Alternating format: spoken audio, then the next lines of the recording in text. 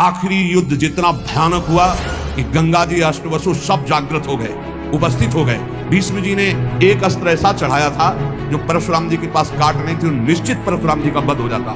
गंगा जी आकर के पकड़ लिया और कहा, भगवान परशुराम जी के पास जब अंबा जी गई, अंबा जो काशी नरेश की 3 राजकुमारियों में एक सी थी, उन्होंने कहा कि मैं आपसे सहायता चाहती हूं भृगुवर, मैं आपकी शरण में हूं, शरणागत की रक्षा करनी चाहिए। बोले पहले तो तुम्हारा स्त्री स्वरूप है, वैसे ही अधिकार बनता है रक्षा का, दूसरा तुम शरण में हो, बोलो कौन त्रिभुवन में ऐसा है जो तुमको कष्ट दे रहा है। बोले पहले वचन दो कि मैं उसको मारूंगा, बोले निश्चित परास्त करूंगा उसको, बोलो कौन है। तो कहा आपके प्रिय शिष्य भीष्म। एक बार तो परशुराम जी भीष्म के द्वारा ऐसा कैसे अपराध बन गया, क्या हुआ, पूरी घटना सुनाई। तो उन्होंने वैसे तो उन्होंने ऐलान किया था कि मैं हस्तिनापुर नरेश के लिए इन राजकुमारियों का अपहरण कर रहा हूं। उन्होंने ये तो नहीं कहा था कि मैं अपने लिए, उसी समय तुम्हें बोल देना था कि मैं साल्व से प्रेम करती हूं, तुम्हारी त्रुटि रही। तो उनका भगवान में समझ रही थी कि आपके शिष्य यहां पक्ष लेंगे। बोले बिल्कुल पक्ष नहीं लूंगा, तुम शरणागत हो, तुम्हारे लिए मैं मेरी आज्ञा का पालन करेगा। अखंड ब्रह्मचारी भीष्म जी और अखंड ब्रह्मचारी भगवान परशुराम जी, दोनों सत्य पे हैं, दोनों महान हैं, पर एक गुरु है एक शिष्य है।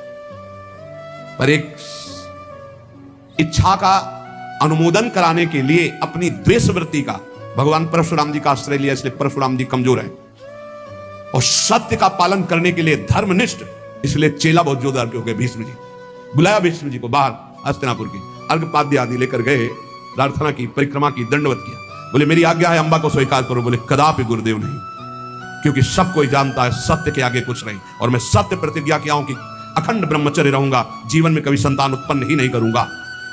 तो उनका युद्ध यांबा, तो उनका युद्ध गुरुदेव से युद्ध, उन्होंने ही विविध प्रकार के दिव्यास्त्रों की शिक्षा भीष्म जी को दी थी जब गंगा जी ले गए।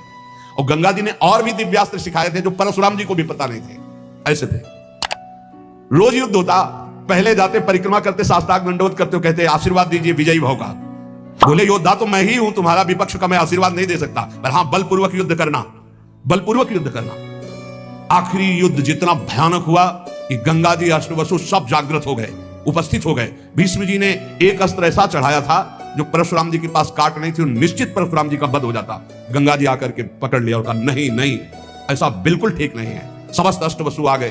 तो उन्होंने कहा मां, ये प्रत्यंचा पे चढ़ा हुआ धनुष तभी उतरेगा जब गुरुदेव अपना रथ पीछे कर दे, अपना धनुष नीचे कर दे। तो गुरुदेव कैसे नीचे कर? अष्टवसुओं ने, समस्त देवताओं ने कहा प्रभु आपका चेला है, अब आपको धनुष नीचे करना पड़ेगा, अगर छूट गया तो आपके पास काट नहीं है, आप अबद्ध हैं, फिर भी बद्ध हो जाएगा आपका।